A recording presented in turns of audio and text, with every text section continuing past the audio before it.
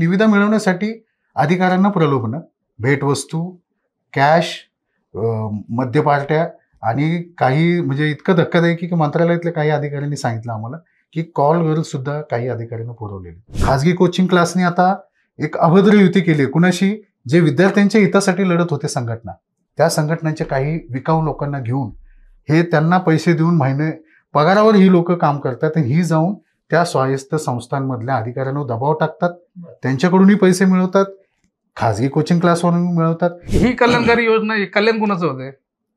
ज्याला ऑलरेडी ज्याचं पोट भरलंय त्याचं, जो सरकारी अधिकारी बसलाय तो ऑलरेडी सरकारचे पैसे पगार देण्याच्या प्रामाणिक पद्धतीने जे मिळतात ते घेतात, पण वरती आणखी आणि जे समाजाचं भलं करू आम्ही असे जे मंत्री बसले ते पण याच्यामध्ये आहेत ना. बरोबर. काय एका मंत्र्याने आजपर्यंत आदेश नाही दिले की चौकशी करा म्हणून? तुम्हाला असं म्हणायचं का ही जी योजना आहे ही विद्यार्थ्यांसाठी नाहीये, हे अधिकारी आणि मंत्री जगवण्यासाठी? हेच आहे ना, मग हे स्पष्ट होते ना याच्यातून. ज्या टोळ्या आहेत ना या पुण्यातूनच ऍक्टिव्हेट होत आहेत, पुणे, औरंगाबाद आणि नागपूर, असं आमचं ठाम मत आहे. राज्य सरकारने या सगळ्या स्वायत्त योजनांच्या माध्यमातून गेल्या 5 वर्षामध्ये किती क्लासेसला टेंडर दिलं, किती निधी खर्च झाला, त्यातून किती अधिकारी घडले, किती मुलांना लाभ मिळाला, याची एक श्वेतपत्रिका जाहीर करावी. लावा म्हणून आंदोलन करत नाही करायचा इशारा, कॅप काढा म्हणून पण आले. इतर कोणीच बातम्या लावत नाहीत, तुम्ही काय कुणाच्या हितासाठी बातम्या लावताय? कोण आहे का की मी 1 रुपयाचं मानधन घेतो आणि मी संस्था चालकाचा प्रमुख पदी बसतो?